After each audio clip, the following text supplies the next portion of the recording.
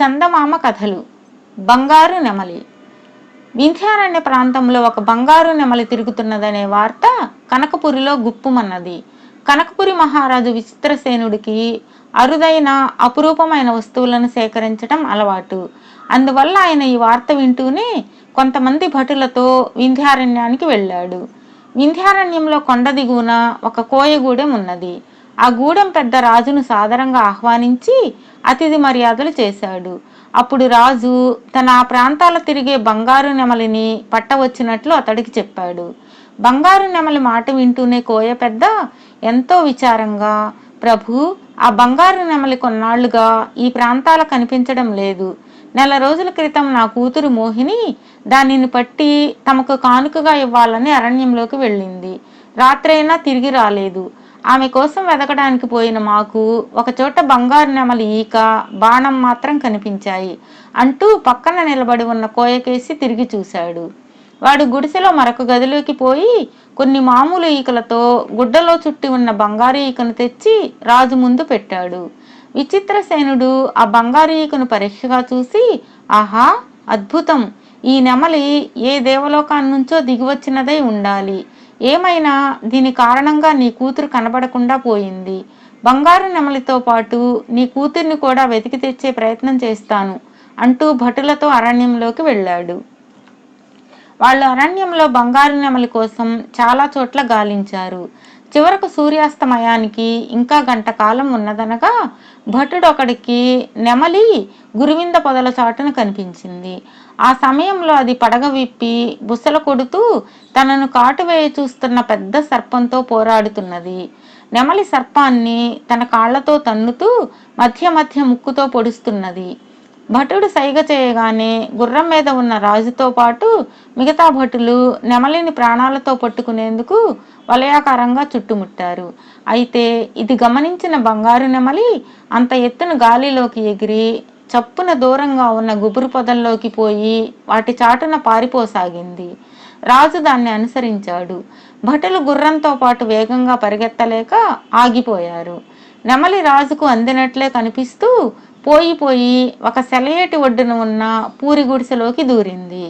ఆ గుడిసెలో ఉన్న అవ్వ దాన్ని ఎత్తుకొని మళ్ళీ ఏమి ఆపద వచ్చి పడింది అంటూ దాని బంగారు రెక్కల్ని ఆప్యాయంగా నిమరసాగింది. రాజు విచిత్రసేనుడు గుడిసె ముందు తన గుర్రాన్ని దిగి లోపలికి వెళ్ళాడు. అప్పటికి బాగా చీకటి పడింది. కానీ అంత చీకటిలో కూడా బంగారు నెమలి ఈకల కన్నులు మణిదీపాల్లా ప్రకాశిస్తూ ఉండడంతో గుడిసె లోపల పట్టపగల్లా ఉంది. రాజు అవ్వ చేతుల్లోని బంగారు నెమలి వైపు అబ్బురంగా చూస్తూ, అవ్వా, ఈ బంగారు నెమలిని పట్టుకోవాలనే ప్రయత్నంలో నేను ఇటుగా వచ్చాను. చివరికి వంటింటి కుందేళ్ళ నీకు చిక్కిందన్నమాట. నెమలిని నాకు ఇచ్చేయి, బహుమానంగా ఈ రత్నాల హారం తీసుకో అంటూ తన మెడలోని హారాన్ని తీయబోయాడు. అవ్వ మహారాజు వైపు వింతగా చూసి, భలే వాడివే నాయనా, ఇది నా పెంపుడు నెమలి. అంత కాదు కూడదు అంటే ఒక ఈక పీకి ఇస్తా, తీసుకుపో అన్నది. రాజు చిరుకోపంగా, నేను ఈ దేశాన్ని ఏలే మహారాజును. ఈ అరణ్యంలో ఉండే చెట్టు చేమ, పక్షులు, జంతువులు అన్నీ నా ఆధీనంలో ఉన్నట్లే లెక్క. అలాంటప్పుడు ఈ బంగారు నెమలి కూడా నాదే అవుతుంది అంటూ బంగారు నెమలిని లాక్కోబోయాడు. ఆ మరుక్షణం విద్యుద్ఘాతం తగిలినట్లు కింద పడిపోయాడు రాజు. కొద్దిసేపటికి తేరుకుని లేచి నిలబడుతున్న రాజుతో, చూడు నాయనా, ఇది మామూలు నెమలి కాదు, దేవతాంశ కలది. నా అనుమతి లేనిదే ఎవ్వరూ దీన్ని తీసుకోలేరు. నిన్ను చూస్తే జాలి వేస్తున్నది. ఒక పని చెయ్యి, ఈ వీణ మీద మేఘమల్హరి రాగంతో ఒక పాట పాడు. కనీసం నీకు ఈ బంగారు నెమలి గుడ్డైనా ఇస్తా అంటూ ఒక మూల ఉన్న వీణను దుమ్ము తులిపి రాజుగారికి ఇచ్చింది. రాజు పద్మాసనం వేసుకుని కూర్చుని వీణను శృతి చేసి మేఘమల్హరి రాగంలో శ్రావ్యంగా ఒక గీతం పాడసాగాడు. నెమలి ఆనందంతో నాట్యం చేసి ఒక బంగారు గుడ్డు పెట్టింది. ఆ గుడ్డును అవ్వ రాజు చేతిలో పెట్టి, నాయనా, వారం రోజుల్లో ఈ గుడ్డు పగిలి బంగారు నెమలి పిల్ల బయటకు వస్తుంది. అయితే అంతవరకు దీనికి సూర్యరశ్మి తగలకూడదు. మరొక సంగతి, ఈ బంగారు గుడ్డు గురించి ఎవ్వరికీ చెప్పకూడదు. అలా చెబితే దీని మహత్తు పోతుంది అని హెచ్చరించింది. రాజు సంతోషంగా బంగారు గుడ్డును తీసుకుని గుర్రం ఎక్కి భటులతో కోటకు చేరుకున్నాడు. తరువాత ఆయన ఆ గుడ్డును ఒక చందనపు బుట్టలో పెట్టి ఒక ప్రత్యేక మందిరంలో భద్రపరిచారు. 6 రోజులు గడిచిపోయాయి. 7వ రోజు సాయంత్రం 12 ఏళ్ల రాకుమార్తె దీప్తిరేఖ చిలికత్తెలతో దాగుడు మూతలాడుతూ అనుకోకుండా బంగారు గుడ్డు ఉన్న మందిరంలో ప్రవేశించింది. అక్కడ ఆమెకు చందనపు బుట్ట కంటబడగానే అందులో ఏమున్నదా అని చూడబోయింది. బుట్టలో బంగారు రంగుతో మెరిసిపోతున్న గుడ్డును చూసి రాకుమార్తె ఆశ్చర్యం చెంది దానిని తన చెలికత్తెలకు చూపాలని ఉద్యానవనంలోకి వెళ్ళింది. ఆ సమయంలో సాయంకాలపు సూర్యకిరణాలు గుడ్డు మీద పడగానే గుడ్డు పెద్ద చప్పుడుతో పేలిపోయి అందులోంచి బంగారు ఛాయతో మెరుస్తున్న జానెడు పాము ఒకటి బయటకు వచ్చి రాకుమార్తె కుడికాలు మీద కాటు వేసింది. ఆ మరుక్షణం రాకుమార్తె బంగారు నెమలిగా ఎగురుతూ కోట బయటకు వెళ్ళిపోయింది. ఇది చూసిన రాకుమారి చెలికత్తెలు హాహాకారాలు చేస్తూ రాజు విచిత్రసేనుడికి చెప్పారు. ఆయన వెంటనే గుర్రం మీద నెమలిని వెంబడించాడు. అయితే అది ఆయనకు చిక్కకుండా అరణ్యంలోకి ప్రవేశించి చివరకు అవ్వ పూరి గుడిసెలో దూరింది. రాజు పుట్టెడు దిగులుతో గుడిసెలో ప్రవేశించాడు. ఇప్పుడు అక్కడ ఆయనకు 3 బంగారు నెమళ్లు కనిపించాయి. ఆ 3 అచ్చుకుద్దినట్లు ఒక్క మాదిరిగానే ఉన్నాయి. అవ్వ మహారాజును చూసి, ఏమి నాయన మళ్ళీ వచ్చావు? నేనిచ్చిన గుడ్డు పగలలేదా? ఇంకొక గుడ్డు కావాలా అన్నది ఏమీ ఎరగని దానిలా.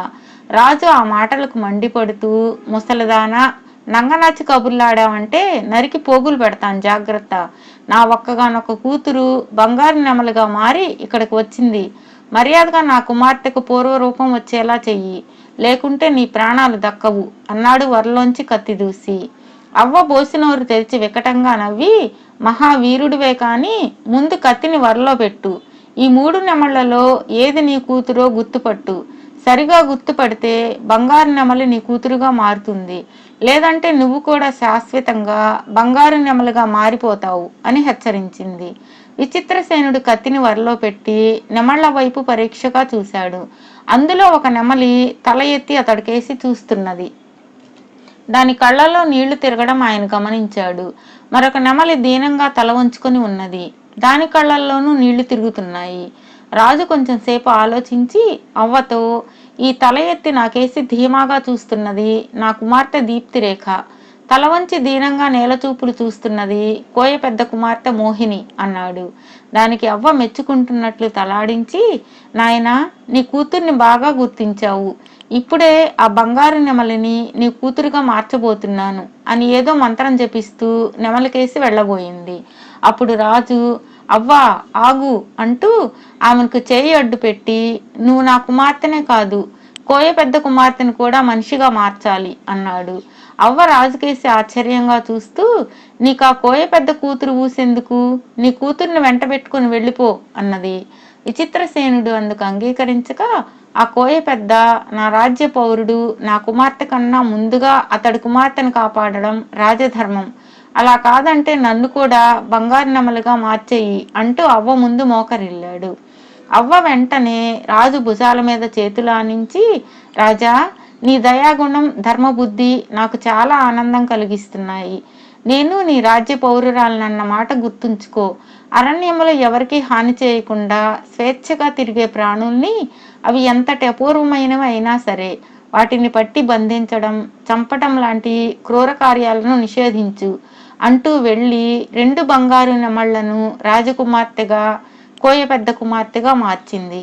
విచిత్రసేనుడు కవ్వకు కృతజ్ఞతలు చెప్పుకుని కోయ పెద్దకు అతడి కుమార్తెకు అప్పగించి రాకుమార్తె దీప్తిరేఖతో ఆనందంగా తన రాజధానికి వెళ్ళిపోయాడు.